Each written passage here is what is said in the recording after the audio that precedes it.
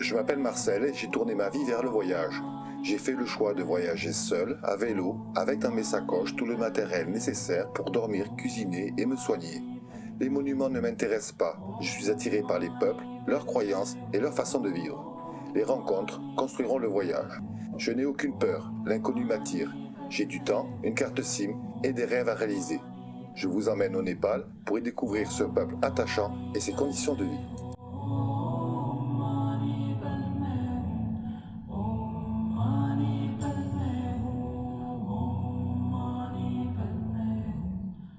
Sur les conseils de mon ami Bista, je me rends à Silgari à la rencontre de la famille Amatia. Ils habitent une maison traditionnelle dans la partie la plus ancienne du village. Ils sont vendeurs d'étoffes de père en fils. Hamid, le fils aîné, m'accueille à mon arrivée. Sur ses indications, je prends une chambre dans la guest house d'un voisin et j'entame mon exploration des lieux.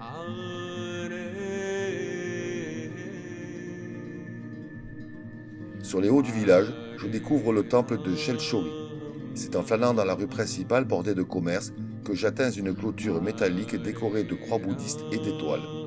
Je passe la porte ouverte et j'accède à un imposant bâtiment en rez-de-chaussée, à l'ombre de grands arbres. J'en fais le tour. Le temple regorge de symboles. Les plus noirs d'entre eux m'apparaissent en premier.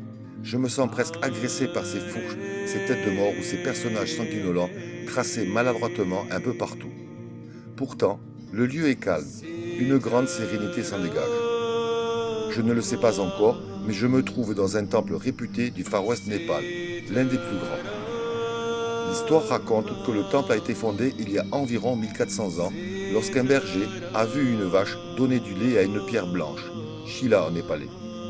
Les jours suivants, le même berger continue à observer cette vache donnant régulièrement du lait à la pierre au beau milieu de la forêt épaisse. Généralement, personne ne conduit de troupeau dans la jungle où il risquerait d'être dévoré par les animaux sauvages. Mais la vache n'a pas peur. Le berger appelle d'autres personnes pour constater sa découverte. Dans la nuit, le berger fait le rêve d'une déesse dressée sur la pierre. La sainte femme lui demande de sortir la pierre de la jungle et de la déposer sur le sol sacré de Chandangiri. Au petit matin, l'homme, réveillé par la musique traditionnelle, accomplit la puja.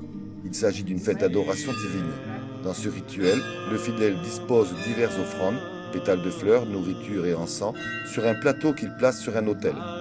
Il fait ensuite sonner une clochette pour marquer le début du rite.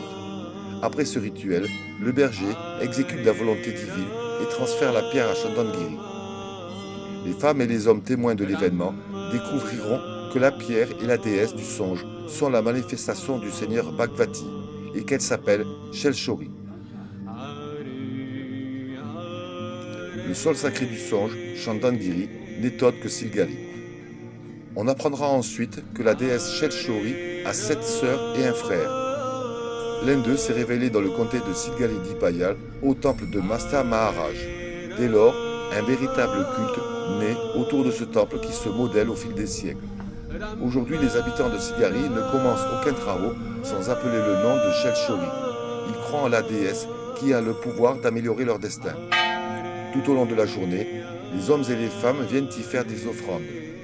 Le cœur du temple et la pierre sacrée ne sont accessibles qu'aux seuls hindous pratiquants. Les portes de la partie la plus sacrée ne sont ouvertes qu'à 2 moments de la journée, tôt le matin et en fin d'après-midi. 2 sadhus en assurent le service. Les communautés environnantes ont construit des temples sur leur lieu de vie, mais le temple de Shelchori reste le temple principal. On peut y admirer Krishna Mandir, Ramjanaki Mandir, Shivalaya, le Mandir de Ganesh, Bhimsen Mandir et de nombreuses divinités hindouistes. Malheureusement, je ne suis pas instruit de ces croyances et je serais bien en peine de vous les désigner. Pourtant, je dois bien révéler que même un infirme spirituel comme moi est saisi par la résonance du lieu. On y ressent une énergie magique. J'y reviendrai plusieurs fois m'y reposer au cours de mon séjour à Silgari.